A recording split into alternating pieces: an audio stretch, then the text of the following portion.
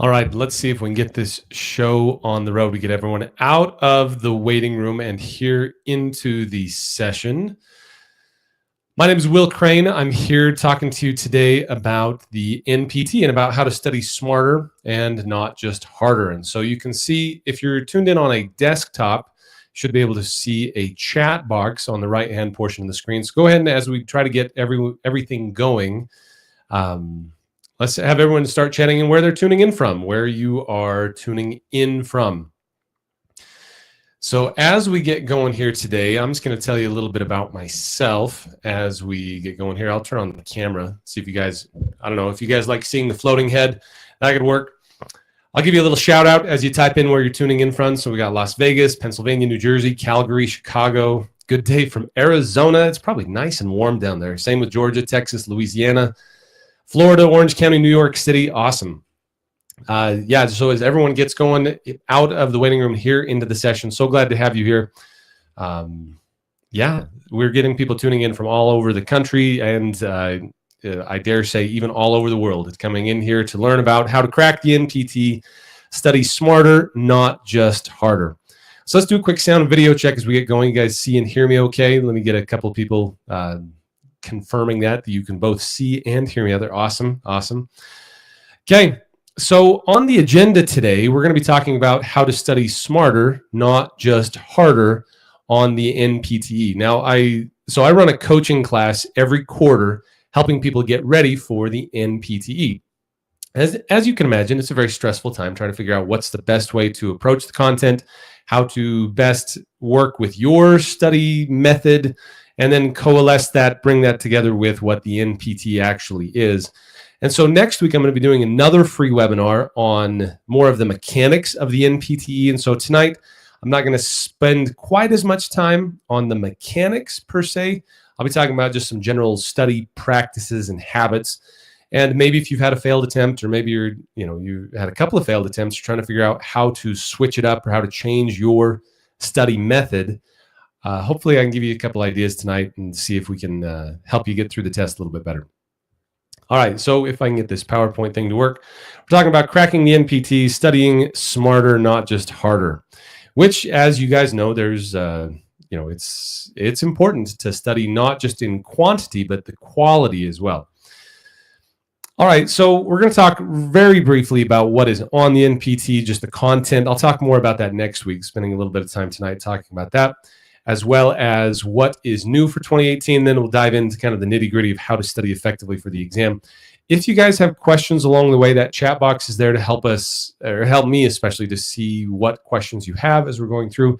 If you have any questions that do come up, or any suggestions, or I don't know, anything to help make this a more doable process, please feel free to chime in. I've got some good ideas here that I hope you'll enjoy. And yeah, let's dive right in. So what is actually on the NPT? So the FSBPT, which is the governing board that controls and creates the NPTE, the FSBPT, most of you are already familiar with that. It's the Federation of State Boards of Physical Therapy. They publish a content outline. The content outline is designed to help you see what is exactly on the test maybe not exactly what's on the test, but it shows you a broad overview of the category systems and the number of questions that are found in each one of those systems. And so this is a screenshot that I've got up here, and hopefully you can see the PowerPoint presentation. Right here, what you're seeing is the screenshot of the body systems and work content areas that are represented on the NPT and in what quantities they are. And so as you look over here under body system, if you guys can see, I'm trying to write on the screen, is body system, we've got the big three here: cardiovascular, musculoskeletal, and neuromuscular. Those are the big three. And you can see they have by far the most representation on the whole exam. So if I were to tell you what would be the most bang for your buck, it would be to spend time in those big three sections. That will give you almost 3/4 of the test will be contained within those three sections: cardiovascular and pulmonary systems, musculoskeletal system, and the neuromuscular and nervous system. And you can see it's broken down by PT examination, differential diagnosis, prognosis, evaluation, and interventions. And you can see it is spread rather evenly across all three of those in all three of those big systems. Then we move down the list here, we get to the integumentary system. A lot of people stress about an integumentary system. Really, there's only 9 to 12 questions on the whole test about the integumentary system. And then this is what's new for 2018 is that they separated out the lymphatic system, gave it its own section, and you can see there are only between 3 and 8 questions on the NPT related to the lymphatic system. In fact, I always think this is kind of funny. The range can go from 0 to 2 questions on the physical therapy examination portion of the lymphatic system. And then system interactions, you can see it's used primarily in the differential, well, exclusively in the differential diagnosis and evaluation portion of the test. Something else that people get stressed out about is the non-systems. So in the non-systems domain, you'll find that goes from equipment and devices, therapeutic modalities, safety protection, professional responsibilities, and research and evidence-based practice. None of these are represented in great detail. In fact, you'll find that each one of them only has, somewhere between around 5 questions each across 5 different categories. So really, it's only about 25 questions out of the 200. So a little bit more than 10%, I think, 12.5% is related to the non-systems domain. A lot of people get tripped up and hung up on non-systems domain. They try to spend a lot of time like in research and evidence-based practice or professional responsibilities. I'm always getting people asking me what is the best book for the non-systems. Unfortunately, it covers such a wide variety of content that it's hard to nail down just one book. Like you can get a good modalities book that'll talk about the therapeutic modalities. O'Sullivan's Physical Rehabilitation has some really good sections on equipment, devices, and technologies, such as prosthetics, orthotics, wheelchairs, walkers, canes, assistive devices, all of that. But again, there's only about 25 questions total on the whole exam, about 12% of the exam. In truth, you could miss every single one of these non-systems questions and still pass the test as long as you got enough of the other ones correct. And that's another myth that's out there, is that you have to pass every single section in order to pass the exam. That is not correct. You just have to get a global 600 out of 800. No matter how you get it, that's all that counts. And so you could bomb one section and do really well in another section and compensate for it. That's why I tell people that, again, the most bang for your buck is in these big 3 systems: musculoskeletal, neuromuscular, and cardiopulmonary. Because if you can ace all 3 of those sections, you have practically passed the exam. All right, this is also new for 2018. They did increase the standard, meaning that you have to answer more questions correctly in order to pass the exam. The standard increased by about 4 questions. And so that really doesn't affect you that much. You're already on this side of it. You already know what you have to do. You just have to get 4 more questions correct as compared to someone who took the test in 2017. And part of that is just that the field of physical therapy is continuing to increase in responsibility and autonomy, which means that as physical therapists, our standard is higher, that we must know more and do better. So that's why they increased the standard. Same for the PTA. I know there's a couple of you here who are interested in the PTA exam. And there are so many, very, very many similarities between the two that I'll talk primarily just about the PT exam. And if you do have specific questions about the PTA exam, we can talk about that a little bit later. All right, so now let's talk about how to study for the test. Now, this is, I draw most of these concepts from, there was a couple of years ago, there was a good Harvard study, in fact, several Harvard studies, a couple of the Harvard psychology professors and some of those Ivy League folks, they spent a lot of time analyzing what is required to pass the exam. And Xavier, I should have said this back on this page, that you still have to have a 600 out of 800 scale score. I'll talk about that more in my free session next week, but just recognize that 600 out of 800 is a scale score. And a scale score, what happens is on any given test day, there are between 5 to 10 different exam versions, meaning that if you're sitting in the Prometric Testing Center right next to a PT compadre, you would find that you'd be taking an entirely different form of the same exam.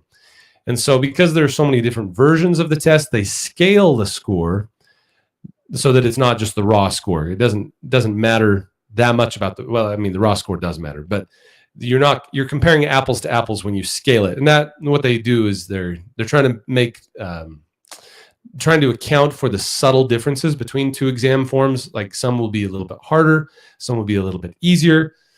Bottom line, you still have to get about 600 out of 800, which translates to about 137 out of the 200 questions. That is a range, just so you know, so don't hold me to it that it's exactly 137 because, again, the different exam forms are slightly different. But I've seen that seems to be a fairly common number, somewhere around 137, 140 items correct in order to pass the exam. And so 600 out of 800, I mean, most of you are saying, doing the math, you're like, Will, isn't that 75%? The question is, it is, 600 out of 800 does represent about 75%, but that's not what your raw score has to be. Your raw score has to be about 137 or so out of 200. So that's good news, right? Again, a lot of people ask me what should be your target practice test score. And your target practice test score should be 100%. I always laugh when I tell people that. Yeah, it should be 100%. That should be your target, right? But if you're getting 75%, 70 to 75% consistently, that puts you in a very solid position heading into test day. All right, so now let's talk about the exam, how to study for the exam. So again, I take this from some research that was done by some Harvard psychology professors a couple of years back, and it bears out very nicely. It has some really good parallels to the physical therapy realm too. So for your information, what I'm going to tell you now is both good review and good advice. So first of all, let's talk about a few definitions here. Massed practice just means that you practice the same thing over and over and over. So you do, like, let's say you're playing basketball and you just work on foul shooting, straight in a row for 3 hours, just boom, boom, boom, boom, boom. Your practice time is greater than your rest time, meaning you're just very focused on that activity during that practice. Just so you know, a little teaser here that we don't like to do massed practice. That tends to have the least amount of carryover. In the short term, it works. In the long term, it doesn't work, just so you know. Now, distributed practice is another way to practice. That's where the rest time is equal to or greater than the practice time. So for instance, this means that you go to practice basketball, or you practice your sport or whatever, and you choose the activity. You do it a few times, and then you move to another activity.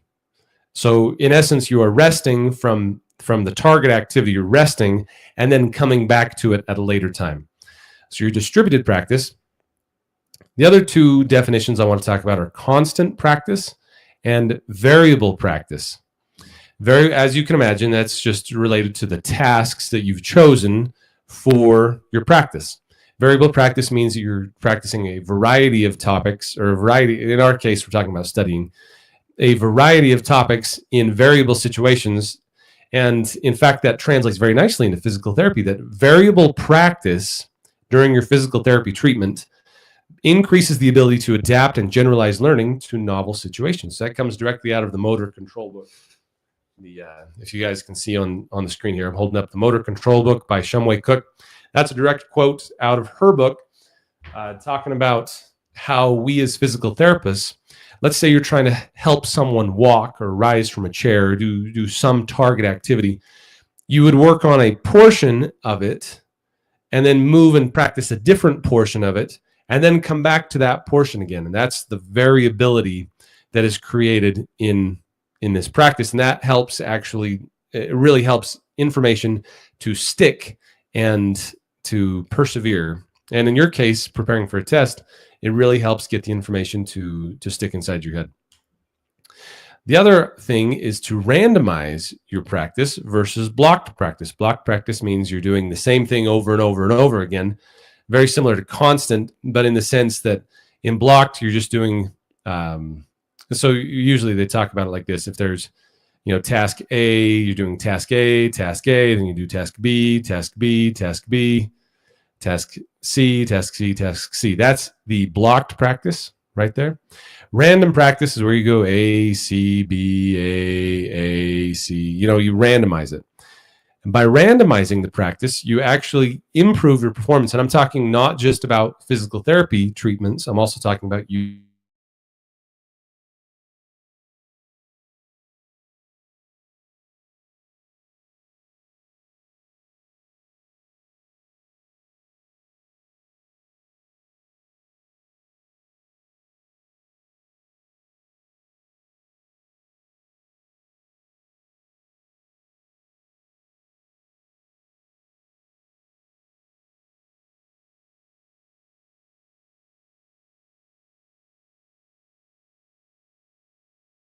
people, I feel it's a mistake if in week 1 you say, okay, I'm going to focus just on musculoskeletal in week 1, neuromuscular in week 2, cardiopulmonary week 3, and by the time you get to week 4, you've forgotten everything from weeks 1 and 2. You can't do that. You've got to distribute the amount of study time and then also randomize it. And I'll talk a little bit about that later. And I've also got I just put together a practice schedule that for those of you who are going to be taking my class that we're starting next week, I've got that all kind of templated out so you can help create a distributed and randomized study schedule to help the information stick a little bit better.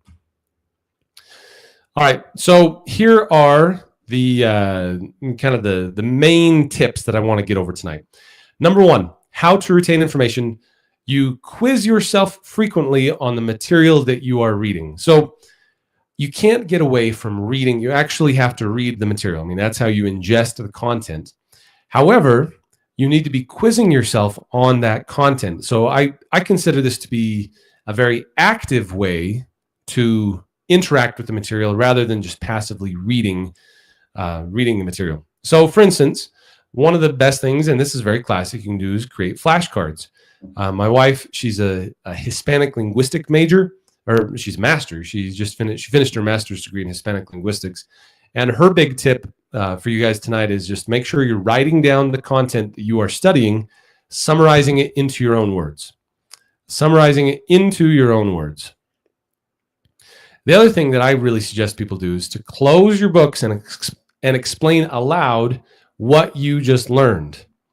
So when you can close the books and explain aloud what you just learned, it gives you an opportunity to really kind of have that visceral moment when you find that you don't know what you're talking about and you have to go back and look it up again. But if you can say aloud what you just studied, that is a fantastic way to get it to stick. The other thing and this depends on how willing of a victim you have, if you can find someone to explain aloud things and have that person ask you the question, a very thoughtful why. So as you're talking about subacromial decompression surgery and how, they're going, you've got primary, secondary the compression up there in the subacromial space, and someone asks, well, why would your rehab involve this, or why would you not do this, or why would someone do that, and why would they not just do rotator cuff repairs, sort of a thing. And as long as that person can ask why and you can have a reasonable answer, that puts you in a really good place. All right, so this next tip comes from what we talked about, where you study or you get a distributed practice schedule where you're spacing out your study and quizzes. And what I consider this to be is like pulsed studying. This is where, and I'll just try to diagram it out here, but like I said, for those of you taking my class, I've got a template that might help you. But for instance, on day 1, so let's say you've got your week schedule here. On day 1, you're studying musculoskeletal. On day 2, you start studying neuromuscular. But on day 2, you're also going to spend about 15 minutes studying what you studied the day before. And so to map it out, it's going to be something like this, where you've got a large amount of studying of one topic on one day, and then a small review the next day, just to really briefly go over what you studied on day one. Then as we proceed down the list here, day 3, 4, 5, 6, and 7.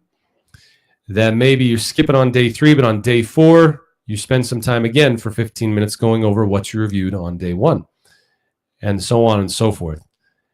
And then the way this works is that then with the next topic, on day 2, you'll spend some time on the next topic, and then day 3, you'll go over that, and then you maybe skip the day and come to day 5. You can see what I'm doing is that by spending a little bit of time reviewing what I studied in my bigger session, that can help the information really stick. And so that's what I'm talking about when we talk about pulsed distributed variable practice. All right, so Maria, Ashley, where can you find this template? I've posted it. So those of you, it's for members of my course because it coincides nicely with my workbook. So if you go to the included ebooks portion of my site where you've logged in, you can find this template, and it'll be available for both the live and the independent study courses. And if you can't find it, please send me an email. I'll be happy to help you find it. All right, so that is the pulsed or distributed practice model that I'm talking about. The variability comes in that, so on day 2, your focus is on neuromuscular, but you're also spending a little bit of time on musculoskeletal. So you can see how it becomes a little bit variable in the sense you're studying multiple systems during the same day, which honestly is just like what the test is. That on test day, they randomize all the topics. You've got 200 questions, totally randomized, and you just have to go bump from one topic to a different topic, for 5 hours. It's just great fun. And then as you gain greater mastery over the content, you'll be spacing this out more and more. So for instance, after, if this is week 1, by week 3, you'll be studying maybe one day that week. You'll be studying all of what you studied in week 1. I mean, you'll just very briefly hit it because you've mastered it. You're gaining greater and greater mastery. Okay, so the next tip I have about how to retain information is to quiz yourself on different topics in each study session. Now, this can be done via practice questions, because there's nothing that will, nothing compensates for practice questions. You've got to take practice questions in a test environment. But at the same time, you can start creating, this is what flashcards are really good for. With your flashcards, you can start mixing them up and, hit 2 out of the musculoskeletal category and hit 3 out of the neuromuscular category. And boom, boom, boom, you can hit a variety of topics very quickly as you quiz yourself on the content. So again, it's that variability and randomness, which really simulates test day. And that's what I'm really going for here, that we're trying to simulate test day. I talked about this a little bit earlier as well, but ask yourself frequently why. So for instance, why do we wait 6 weeks after a rotator cuff repair to begin strengthening exercises? Why? Why do we wait 6 weeks? Well, that's what Kisner and Colby, they talk about the maximum protection phase while you're waiting for the tissue proliferation and the maturation phase to begin. Another thing to do is I tell people to do this all the time, just pretend that at the end of your study session that someone, I guess you can imagine me coming and knocking on the door and saying, hey, what did you just learn from your study session? Because I'll tell you, I can't tell you how many times I've had people say, yeah, Will, I study 12 to 14 hours a day. And they're like, yeah, I'm putting in the time. The trouble is, though, that at the end of the 14 hours, for number one, they couldn't tell you what they actually learned that day. So retention, that's what they call that massed practice. You'd find yourself that you couldn't remember a whole lot of what you studied during the day. The other thing that you'll find is that 12 to 14 hours, unless you're built differently than I am, I'll just tell you how I am. Your brain just kind of stops working after about 3 hours, and you've got to distract yourself. And so this is where, unfortunately, we have you have an ample number of distractions at our fingertips, with the phone. I don't know, start playing computer games or watching cat videos or whatever. There's just a lot of stuff that can distract us. And I find that really what happens is that we study for about 15 minutes, and then suddenly we're on Facebook again, we're checking our email, we're checking 13 other things. And then we have, 15 minutes on and maybe 30 minutes off. I don't know. I might be exaggerating just a little bit here, but you can see the trend, though, is that, number one, you tend to be not very effective during the study session. The other thing that I find is that people tend to, and this is very psychological, they tend to loathe or hate the study session. They dread studying. They're looking forward to finishing the study. Anything they can do to just put up with the study session so that they can be done and go home and do something fun. It's a very, what do you want to say? It's a very psychological response to something that is distasteful. It's no fun to lock yourself up for 12 hours. And then you find yourself just looking forward to the end of the 12 hours when you really should be studying. So this is my recommendation, that you set your study timer rather than, well, there's two things. So number one, I suggest that your time be limited. Now, what I mean by limited is that I want you to set, so I'm just going to give an example and you can adapt this to your own needs. But let's just say that you set down and you say, I have 2 hours to study, topic number 1, topic number 2, and topic number 3. I've got 2 hours. My goal is to learn as much about this content in the next 2 hours. And if I finish it at an hour and 45 and I've displayed mastery, I can be done. And you can see how you've accomplished a goal during that time frame.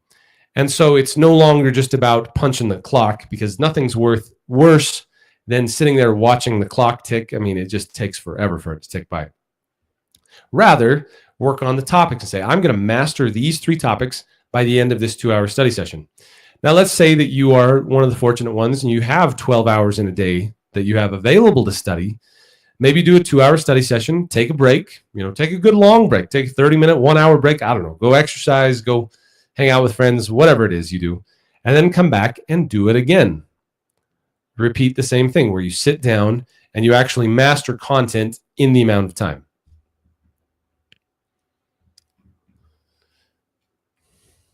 All right, so that's the big key there. Ask yourself questions while you are reading and make sure that you can answer this question. What did I just learn? What in the world did I just learn? So that's why I suggest doing it in smaller sessions, taking a break, and then coming back and focusing. So that'd be a great question. How many hours per day? I think in 2 to 4 hours per day, so that's supposed to be an age, that you can accomplish what some people get done in 12 to 14 hours. That seems to be a magic number here. Now, granted, I mean, it is variable. Some people's situation will be vastly different than others. So, for instance, I had a woman last summer. She was 63 years old and had been out of school. She graduated from PT school before I was born. And so imagine, it just feels kind of funny trying to tutor someone who was out of school. They graduated before you were even in diapers, sort of a thing. So she had to dedicate somewhere between 6 to 10 hours on a very regular basis to relearn 30 years of PT content. That being said, the opposite would be true for someone who just, fresh out of school. They've stayed up to date on a lot of their content. I mean, they could be more around the 2 hours on a regular basis, and maybe not even every day, 2 hours most days. So you can see how the amount of hours per day is quite a variable statistic, but I would suggest that your average needs to be somewhere in the 2 to 4 hours. And 2 to 4 hours, I should make the caveat, 2 to 4 hours of effective study.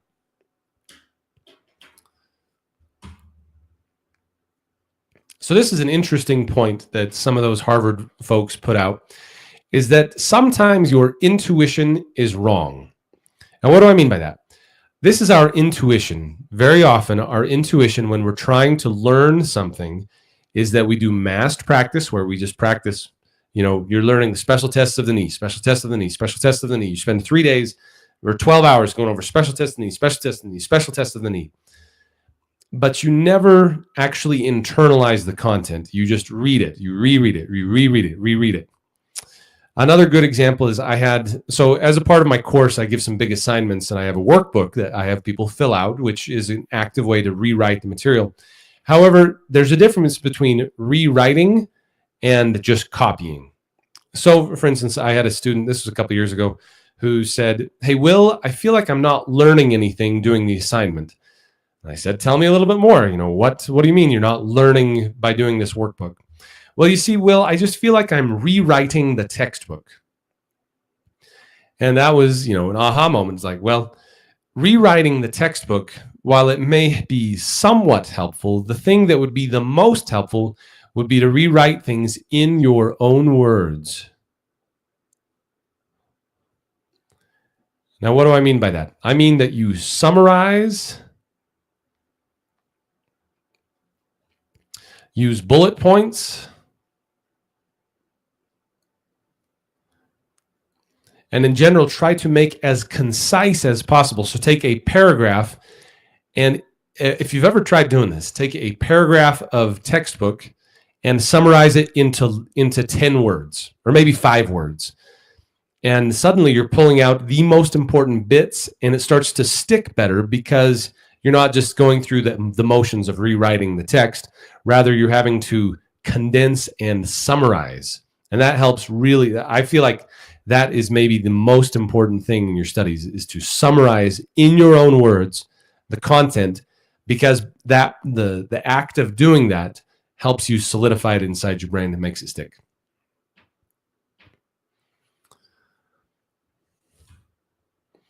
All right, so Zybe, this will answer your question. You need to encounter some difficulties as you study, otherwise you won't be doing anything that is similar to the test. And what do I mean by this? Frequent low stakes quizzing. Frequent low stakes quizzing.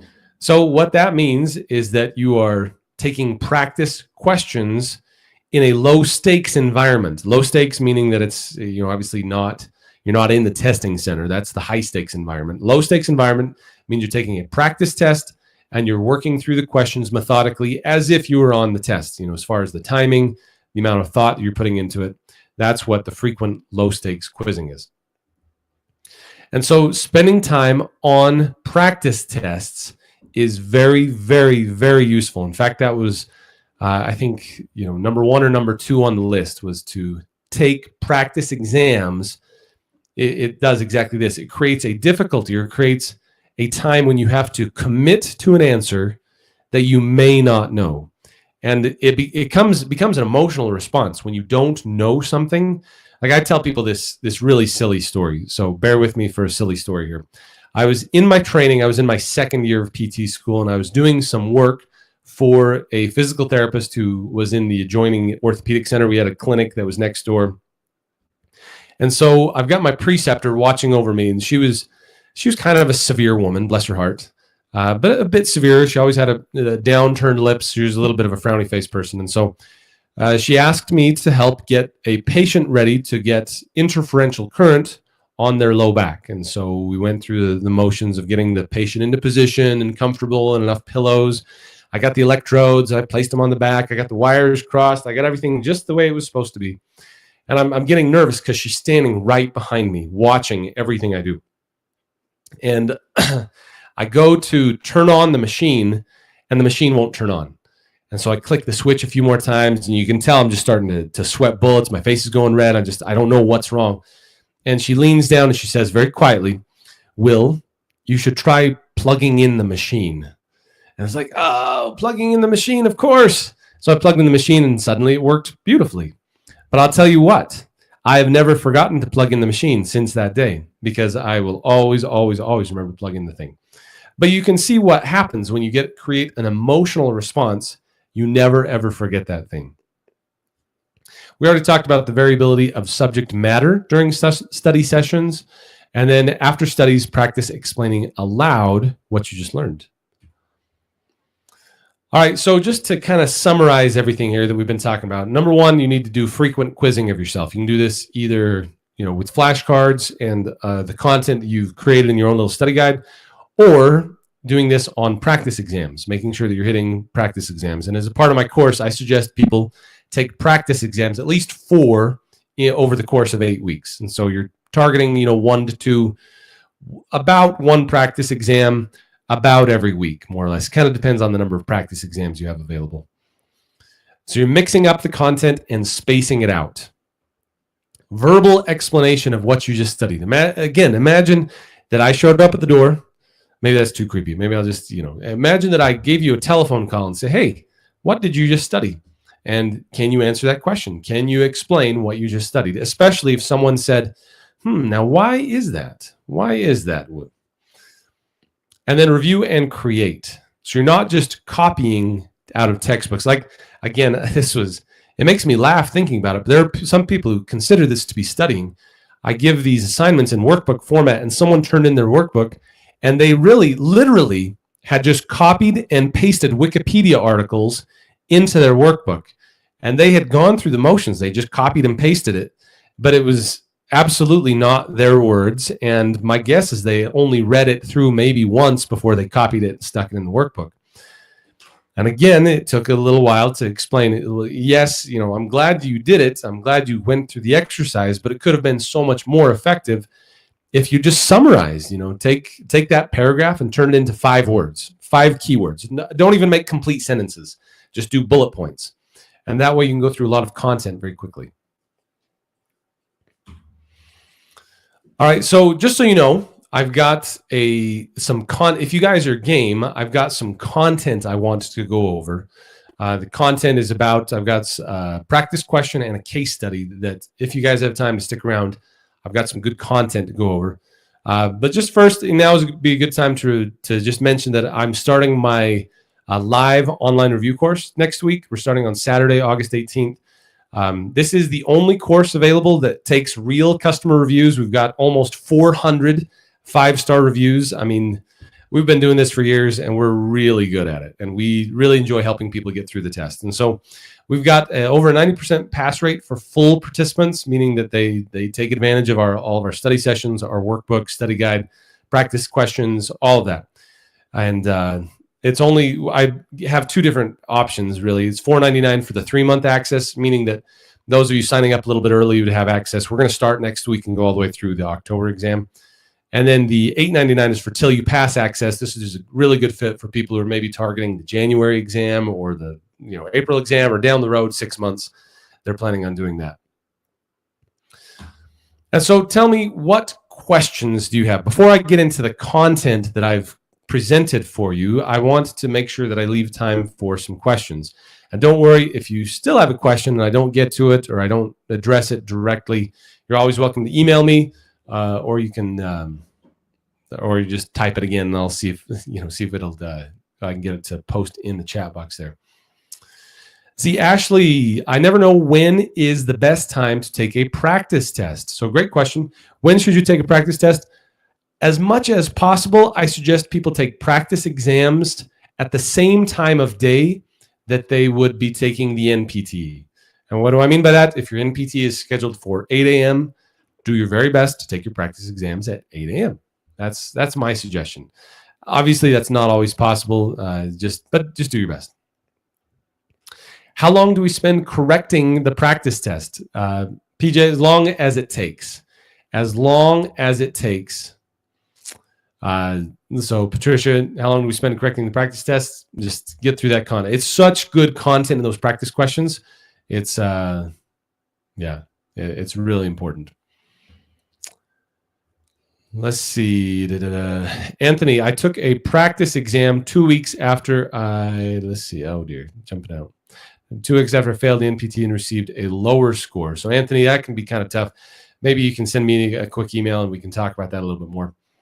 Justin, how many practice exams are included with the 3-month course? I include one, and then I suggest that people purchase the PEAT exams, which have a very high correlation with performance on the NPT. It's not a perfect correlation, but a really good correlation. And then you can use the score builders or therapy ed tests as well. I like to get tests from a variety of resources so that you are getting a variety of questions and styles so that you're more likely to answer it correctly on the exam. Let's see. Nicole, if this is our second attempt and we took like 7 practice exams, do we try to find another one or retake the ones we already did? So Nicole, you're not the only one in that boat. Some people come into my class having taken, there are about 11 solid practice exams out there, and they've taken all 11. So what I suggest is if you've already taken practically every practice test available, then I would urge you to select the hardest ones for you, or the ones maybe you scored the worst on, or that had the most tricky questions, and use them as a study guide. You can no longer use them as assessment or predictive ability of your score, but there is still lots of really good content. So going over the hard questions or the questions that you guessed on or that you weren't quite sure about or that you got wrong, that's what I suggest people do. It's better to take fresh practice exams because it gives you a chance to get a good assessment of your skill. But if you don't have that option, plan B is to just review practice questions that were hard for you. Let's see, Mark, is the independent study course still part of that 90% pass rate? I don't have statistics on the independent study course where it's done so independently. I do my best to pull them, but it's a convenience sample, and so I don't have as good of data on that as I do on the live course, which I have more control over. Let's see, Lori, what about the Giles flashcards? Do you recommend it? Yeah, those flash, they're great flashcards. I would say that it would be one notch below making your own flashcards in your own words, but that takes a lot of time. And so there's a definite convenience thing to getting the Giles flashcards. Let's see, Tina, you mentioned something about setting a timer during studying. How long? 25 minutes and then take a break. So Tina, it's very individualized, so I don't want to give a global answer necessarily to that. I had suggested that maybe you set the timer for, let's see if I can get my thing to work over here.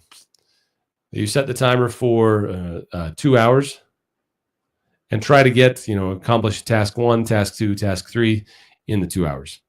That's what I was suggesting. And then take a little break and then get back into it. Again, kind of depends. Let's see. Zybe, how much time do we need to spend on the orthotic and other systems? So a proportionate amount of time. Again, it depends on how much content is already in your head. And so if you don't have much in your head, then you've got to spend more time there. Or if you remember all of it from school, you need to spend less time there. So that's highly variable. So sorry, I don't have a really solid answer on that one. I guess the solid answer would be you need to spend enough time. All right, let's see. Lord, do we dedicate a whole day to reviewing practice tests and correcting the test? Again, it depends on how many questions you got wrong. So if you got all the questions right and you knew all the rationales, then you wouldn't need a whole day. But if you got most of them wrong, you probably need a full day or maybe even 2 days to go over it. Let's see. Marlon, what is the independent study? So some people have been talking about my independent study course. It's a lower cost option that I have of previously recorded videos from a previous class. So the content, like for instance, at this very moment, the content in my independent study course is from my April class because I just finished my July. I haven't posted my July stuff yet. I hope to be doing that in this next week or two. But independent study is just a way to go through all the recordings and assignments independently. You don't get access to the instructors that way, but it's good content nonetheless. Let's see, Adesola, can we take practice exams even when one has not covered so many topics? Absolutely, yeah, and that can be a way to vary your practice because as you take those practice questions, you learn from them so that when you go to study them, you're like, oh yeah, I remember there was a practice question about this. I need to make sure to really learn this. Patricia, do we review the wrong ones? I usually write them down, right? Yeah, so yeah, review all those ones you did incorrectly. Ashley, should we take a practice exam before the course begins on August 18th? Again, Ashley, that would depend on how many practice exams you have available. If you've only got a couple left, then maybe I'd have you save them to get a little closer to exam.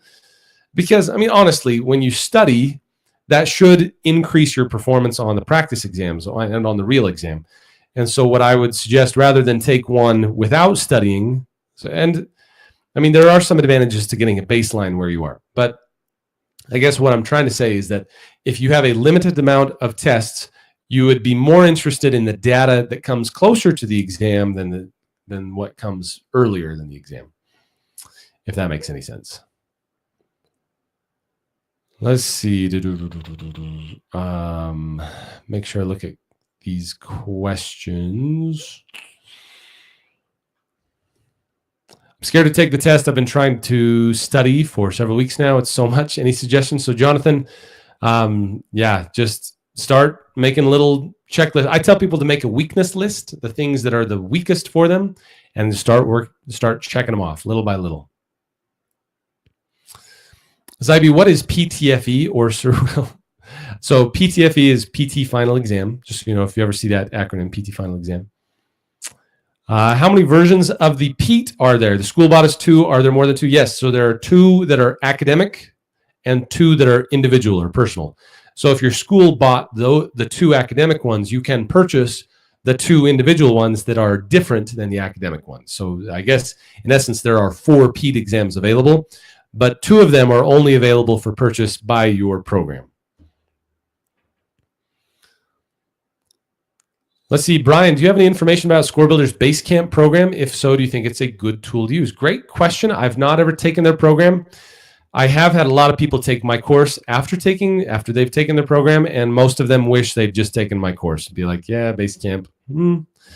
I don't know. I've not ever taken it, so I can't speak with much authority, and I don't want to talk bad about them. But I'm sure it's fantastic. Yeah, Anthony, you're with me. I didn't think Basecamp was worth it. That's kind of been the general opinion I've heard. Are there big differences between the NPT versions on different dates? So, for instance, October versus January. Negative. Every 5 years, they redo the content outline. And so January 2018 was when it became a little bit different than October 2017. The time before that was 5 years previously. In 2013, they made a really big change in 2013. But we are fairly safe from any big changes until 2023, I think January of 2023. So you guys won't have to worry about that. Let's see, Jonathan, how do the practice exams you provide? Do you copy it and do it? So I provide it electronically. I've got 2 versions. You can take it in a PDF, just look at the PDF and write it down on a piece of paper. Or I've got it in an electronic version that's kind of in a beta test, but you can go through and you can click A, B, C, D with a timer going on. Let's see, Carla, any advice on test anxiety? So Carla, great question. I do get and deal very frequently with people who have test anxiety. So with test anxiety, and I'll talk a little bit more about this next week too, in our free session next week. But number one, the biggest thing, and I take this from sports psychology, the most important thing to combat anxiety is control. What I mean by that is that the more control you have over the situation, the less anxiety you feel. That being said, you don't have a whole lot of control about test day, about what they ask, how the questions are. Rather, you can control your study habits. And I've found that this has been the biggest thing, that if you can control your study habits, and what I mean by that is to have a plan. And the more test anxiety you have, the more detailed plan you need. The more of a plan you have, the more you are controlled and structured in your preparation, the less anxiety you'll feel on test day. The other thing to reduce test anxiety is to prepare. So you do what am I trying to say? I'm just say like practice, where your practice is in the same environment and with the same sort of the same scenario as it will be on test day. And the other thing you can do is to, I'm losing my mind here. 3 is to prepare. And by prepare, I mean that you prepare what you're going to wear that day, how you're going to get there, get to the testing center, what you're going to do in case you have a flat tire, what are you going to do? I mean, the more control you have, the less anxiety you feel. Now, that's for when I'm talking about test anxiety, that's when I'm talking about kind of your regular average test anxiety. Everyone has test anxiety. For those of you who have clinical test anxiety, where you get true physical symptoms, you have blurred vision, sweaty palms, you just simply cannot focus, I really, really, really recommend getting in to see some practitioner, psychologist, MD, whatever. Getting on appropriate medication if needed, so like a beta blocker or some sort of anti-anxiety medicine, or getting some test accommodations so you're not as stressed out about the time. So for most people, this is enough. For people who have true clinical test anxiety, they need to get appropriate help. Patricia, how do we improve musculoskeletal? So best way to improve musculoskeletal is to spend time in the book. So like Dutton's orthopedic examination, evaluation, intervention, or McGee, orthopedic physical assessment. Those are fantastic ways to really nail down the musculoskeletal. I see, Mark, if I miss any of the live content for any reason, is there any way I can catch up? Yes, Mark. So I record everything we do as a part of the live course, and I make it available. So if you miss it, you can watch it, or if you just want to review. Let's see, Adesola, can you do a webinar on test taking strategy? So I incorporate that into the course. So those of you taking my course, you'll find that that is, very, very clearly integrated into the content. Talk about how to look at questions, because honestly, on the NPT, they make questions that very, very frequently you can narrow it down to 2 answers. And the reason they do that is because you have to then know the difference between those 2 answers. They are mutually exclusive, and it makes it so you have to know the content. Let's see. Do the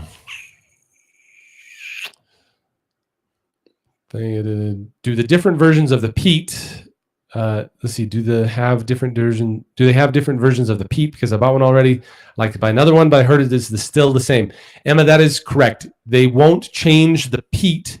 So we're talking about the individual PEAT. There are 2 exams: the practice and the retired form. For the individual PEAT, they won't change those again. They just changed them in December, preparing for the January exam. They won't change them until probably about 2020 or 2023. So if, let's say that you had just taken the PEAT exams in June and you wanted to purchase them in August, they would be the exact same exams. And so that's not a useless endeavor, but just recognize you won't be able to use it as assessment. You'll use it as practice instead.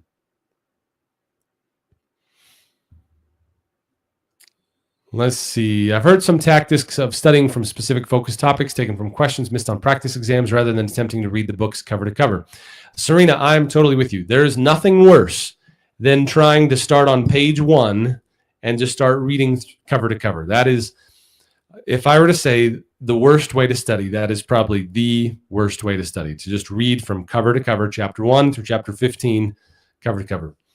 Rather, I suggest you focus on topics, and those topics can be selected from, say, like the workbook assignment like mine, or they can come from practice questions that you missed and be like, okay, I need to review these 10 topics that I took from practice questions.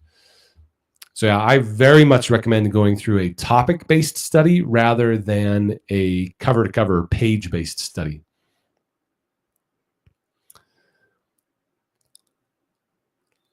Let's see. Silas, for eligibility, TOEFL score requirement says any score, please. What does that mean? So in July of 2018, the FSBPT now requires that foreign trained applicants have a TOEFL score, but I believe it's in 2020 that they will then have that it won't be till 2020 when they have a minimum score requirement.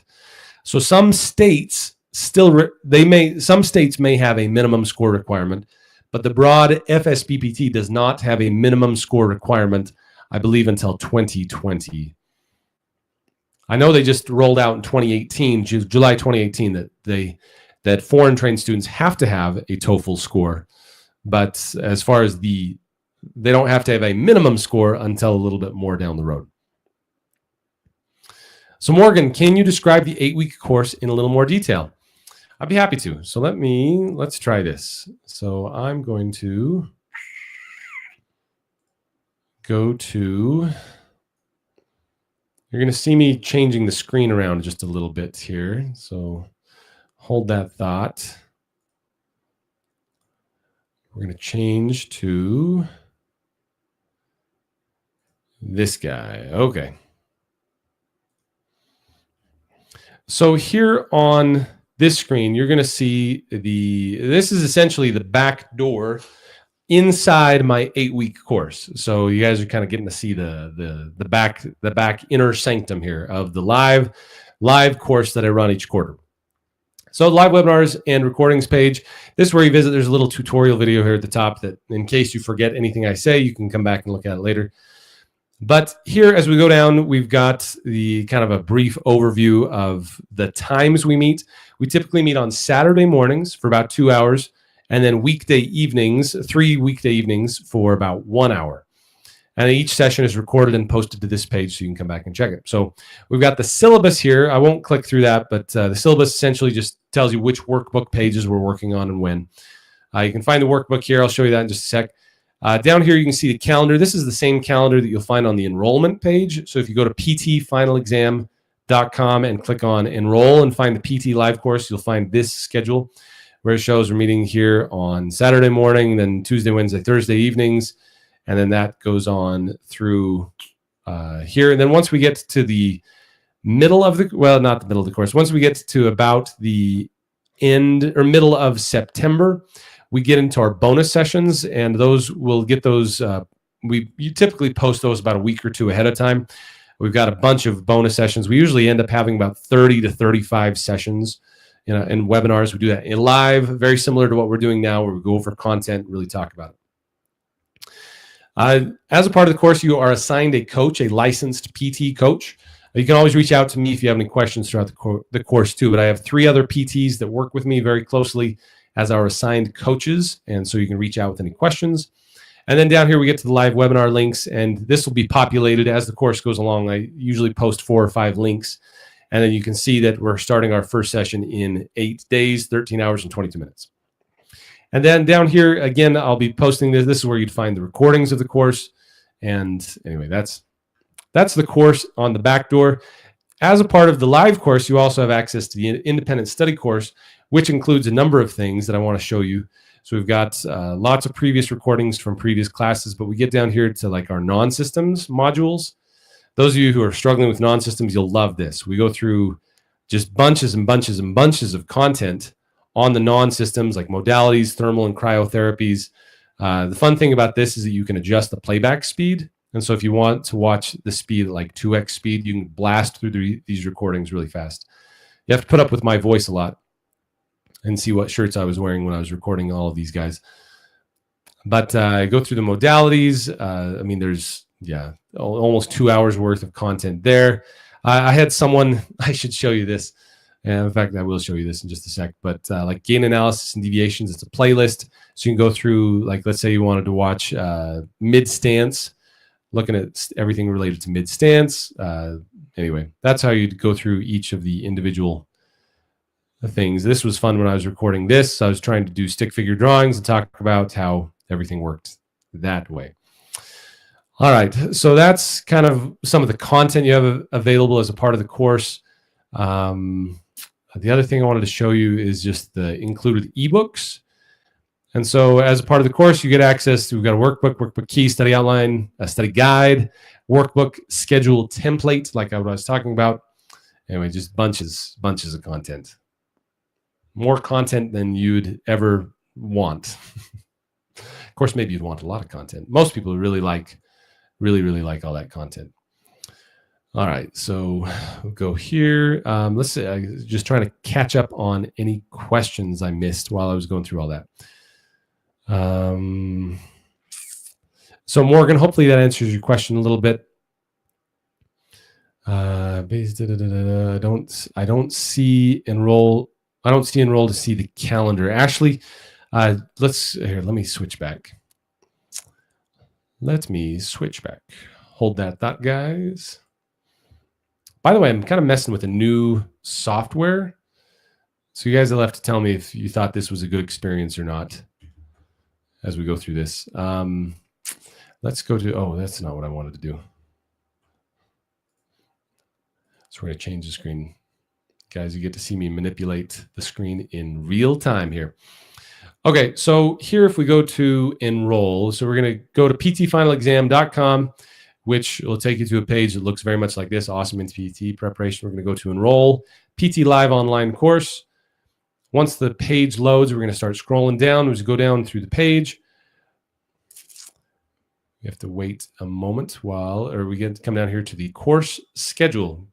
So we get all the way down here to the course schedule that shows the exact same calendar. And the other cool, I didn't show you this on the other one, but if you click on the link, it shows you what we're talking about that night. Nerve roots, nerve pathways, CVAs, CAT-SIB testing, quick question quizzes. We've got active versus passive insufficiency, pelvis, sacrum, scapular movements. I mean, we go through a ton of good content in all these guys. A lot of case studies, practice questions. These Saturday sessions, I focus very extensively on case studies and practice questions, which people really, really like because it helps apply it to the content.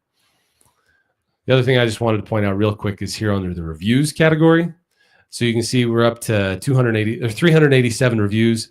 And I think one that just came in not too long ago is she recommended, she wished she could watch the GATE videos every week.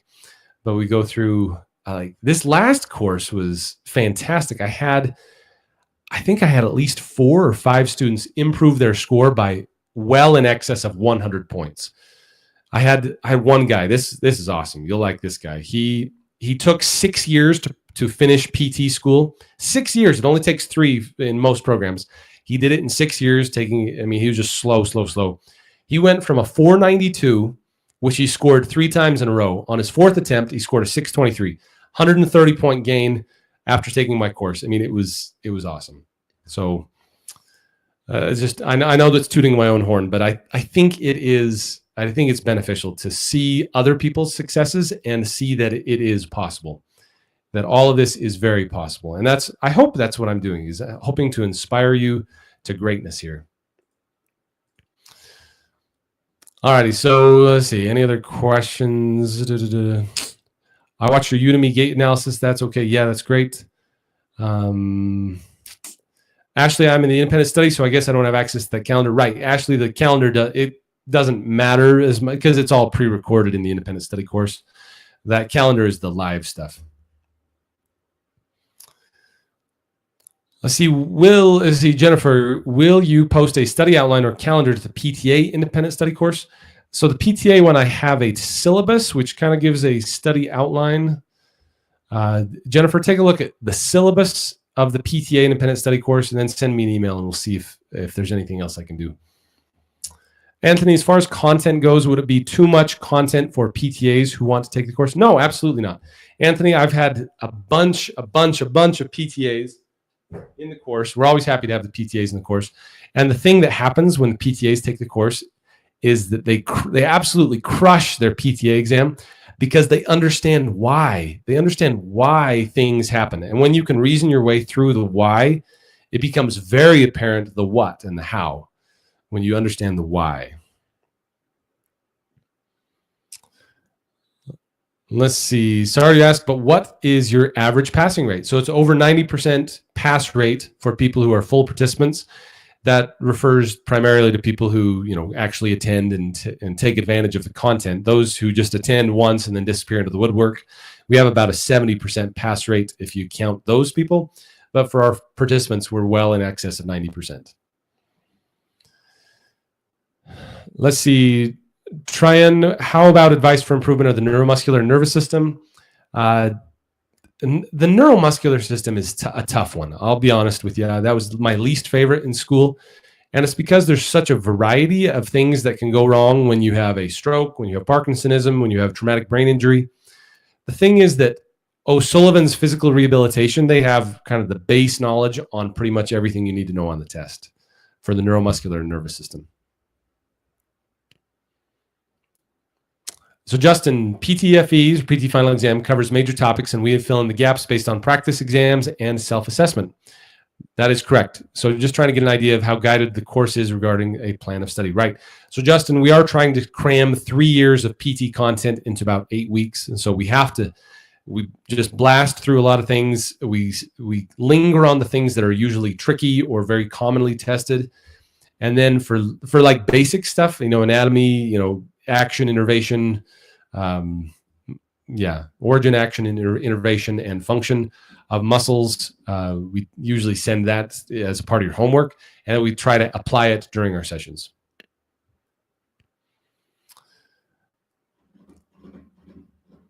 Zybe, yes, the lymphatic system is included in both live and recorded. Let's see, Zybe, do you provide soft copy of books? I just provide the PDF of my own stuff. I don't plagiarize any other content. I don't take anyone else's stuff. All right, let's see. I have one more chance to take the SCPT exam. I have to enroll in a review course. First is your review course. One that is accepted for South Carolina. Yes, PT Final Exam is a recognized remediation course in every state that requires it. I've yet to find a state that does not recognize us. Some states have some, requirements that are in excess, like you have to have clinic hours or you have to be in the presence in clinic of a PT, which obviously that would be in excess of what we do here in our online course. But yeah, absolutely. The class is all online, right? Ashley, since I'm the independent study, how many pre-recorded sessions per day? Just kind of depends on, It depends on your schedule. I mean, some people blast through 2 or 3 a day. Some people do it kind of like what we do, 4 a week, kind of spaced out. Jonathan talking about concepts. Is all the workbook is concepts? Yes, the workbook just kind of outlines, kind of create your own study guide. All righty. So let's talk about, let's see, Justin, you have a question. How does the individual coaching work? As you have questions, you reach out to the coach. The coach responds back and answers questions that you may have. It's not, I should make sure I say this, it's not like 8-hour study with the coach every day. It's rather reach out to the coach via email with questions you may have, and the coach responds, and then you may choose to have a phone conversation or a Skype chat to talk about it a little bit more, but you reach out to that coach with as many questions as you'd like.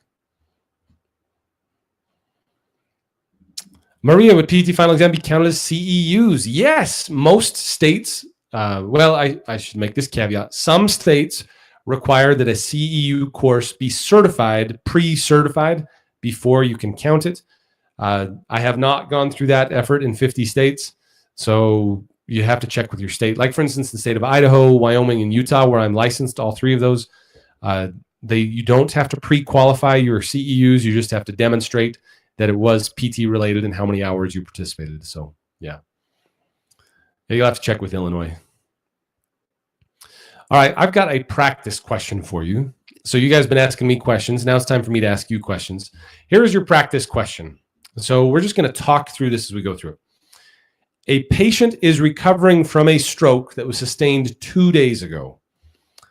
During the physical therapy treatment, so that's important, 2 days, very important. During the physical therapy treatment, the therapist notes a marked decrease in the level of consciousness, increased heart rate, and irregular respirations. Which of the following is the most likely origin of the exacerbated symptoms? And so then we go through the options here. We've got anterior cerebral artery syndrome, cerebral atherosclerosis, elevated intracranial pressure, and increased cerebral blood flow. So as you're going through a question like this, I tell people to read the question. You read it the first time to see what in the world it's even talking about. So here we're talking about stroke. You read it the second time looking for key information. So the keywords, 2 days ago, decrease. I mean, how many of you have been on a test and you've read increase instead of decrease and you just kind of misread the word? So decrease in the level of consciousness, increased heart rate, and irregular respirations. So which of the following is most likely to be the origin of the exacerbated symptoms? The other thing I always look for is in this final statement or this final question. That's what's called the stem of the question. And you guys are so far ahead of me here.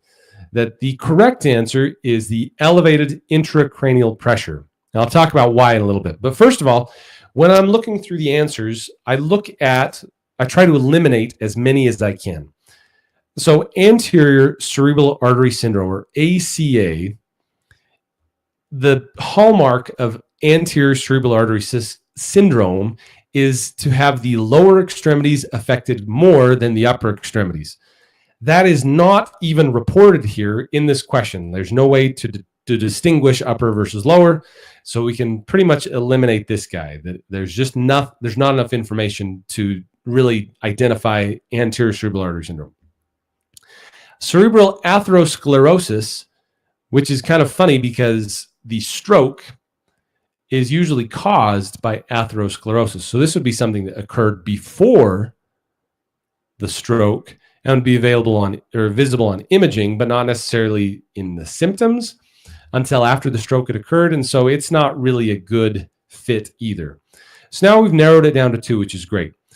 Increased cerebral blood flow, which you might start thinking, increased blood flow, is that the same as increased blood pressure? And remember, don't read too much into this. Flow is not the same as the pressure. So we know that it's not BP, because if it was increased blood pressure, then maybe you could make an argument for that one. But the blood flow, that just doesn't really fit very well. That leaves us with number 3 as the correct answer. And so as you can see, what happens after a cerebrovascular accident or a stroke, a person starts to develop cerebral edema. as you can imagine, there's injury and death of tissue inside the cranial cavity of the brain. And so what happens, you get the necrosis and the widespread rupture of cellular membranes, which then causes a swelling to occur inside of the skull. All of that leads to the signs and symptoms of increased cranial pressure, which we just described in here, that we'd have basically these are the hallmarks of it. You have decreased level of consciousness, increased heart rate, irregular respirations. You'd also have the D's like dysarthria, diplopia. I mean, just you'd see an increase in symptoms that would be unexpected related to the condition. So there you go. You guys nailed that one. That was a good, solid one. Hopefully reviewed some good content there about elevated intracranial pressure, which is most likely to occur within the first couple of days. So it occurs very acutely, just like with an ankle sprain, you would expect swelling to occur very acutely. And then it subsides in 2 to 3 weeks, and typically you have a dissipation or a decrease in the symptoms. Other symptoms would be vomiting, underacting pupils, papilledema. I mean, lots of good stuff there. So there you go. That's your first practice question. Now I want to talk a little bit about a case study. And I think you guys, again, this should be fairly straightforward, but it's good review. So a patient presents to your clinic with significant hip drop during the swing phase of gait. So what would you call this aberrant motion during gait? What would you call this aberrant motion during gait, where you have hip drop on the swing side, the leg that is swinging, the hip drops? What do you call that gait deviation? You guys are already on top of this. It's called a Trendelenburg. Does anyone know why it's called Trendelenburg? I guess there was a person named Trendelenburg, wasn't there? A person named Trendelenburg. But the Trendelenburg position is when you have the head lower than the feet, or you have a dropping. So that is the Trendelenburg position. If you were to place a patient in supine, well, they'd be in Trendelenburg, supine Trendelenburg. It'd be like that. With hip drop, it looks something like this, where you have, so if these are your hips, those are your legs, and you're doing the swing phase of one foot, this hip over here drops. And so and you guys are already on top of this, which gluteus medius is at fault? Which gluteus medius? It is the contralateral gluteus medius. I shouldn't put GM. I should put, I don't know, you know what I mean. Gluteus medius. The contralateral gluteus medius is at fault because the gluteus medius over here, its job is to hold your hips from dropping on the opposite side. And so during the stance phase, the gluteus medius is working, or it should be working. If it's not, you get the hip drop from that gluteus medius. Does anyone recall what the innervation for the gluteus medius is? What is the innervation for the gluteus medius? You guys are already way on top of this. So the superior gluteal nerve, which is which levels? What levels is the superior gluteal nerve? You guys are exactly right. L4 to S1. Superior gluteal nerve, L4 to S1. So you can imagine if you had a herniated nucleus pulposus that was affecting the nerve roots, L4 through S1, chances are that that would be affecting your gluteus medius, and you could have some significant hip drop as a result of your herniated nucleus pulposus as well. So on this, remember on this picture, this is the gluteus medius, that's the gluteus maximus. Gluteus medius, one thing I wanted to point out here, so this is a biomechanical principle that's worth reviewing. When the hip is in a flexed position, the gluteus medius is an internal rotator. When the hip is in an extended position, the gluteus medius is an external rotator. And this diagram, you can't see it really well, but just imagine that as you flex the hip up, the line of pull to the greater trochanter makes it such that it is an internal rotator. But that as you extend back down and go past neutral, that it becomes an external rotator. So my favorite gluteus medius stretch is where the person is sitting and they cross their leg and then they, what do I want to say? They externally rotate that, externally rotate the femur. What they're doing by externally rotating is because gluteus medius is an internal rotator when it's in a flexed position, then you can stretch the gluteus medius by going into external rotation when you're in a flexed position.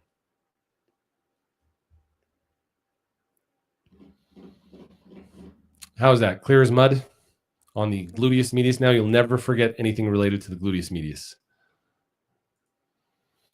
All right, so let's go back to what other questions do you have, guys? I think we're going to wrap up here in just a sec. You guys have been great. I'll get the recording posted to both PT Final Exam, to our blog, and to our YouTube channels. Be sure to check out the YouTube channel. If you do have any questions that come up along the way, be sure to send it to us at admin@ptfinalexam.com. Great way to find us there. You can always check out and enroll at ptfinalexam.com. Be sure to check out the reviews. Those are very inspiring, seeing people overcome really pretty significant obstacles in their life. I hope this has been useful to you. Please send me some feedback on how you liked the session tonight. If you liked it, or other requests for material that you'd like us to go over in our session next week. Be sure to check out the blog if you go to, or not the blog, on the website even. If you go to, I should show you guys this. If you go to the website and you go to any page, you go to the home page, you can get a free study guide here. That also signs you up for our newsletter. You can reach out with our newsletter. The other thing is down here at the bottom, you can also subscribe by clicking the subscribe button. So be sure to catch all these free webinars by subscribing. Share it with your friends. Share it on Facebook. We're always looking for ways to get the word out about how awesome PT Final Exam is, how much fun we have getting through the content for the NPTE. Anyway, I hope you had a great session tonight. I'll get the recording posted as soon as I can. And yeah, you guys are awesome. Keep it up. And remember, you're good at this. The physical, the NPTE has got nothing on you. You guys are just going to crush it. So thanks again. Thanks a million. Please feel free to reach out with any questions or suggestions you may have. And I will catch you guys next week in our free sessions and as we start our course next week. So thanks, everybody. Will Crane fist pumps all around. And I will catch you later.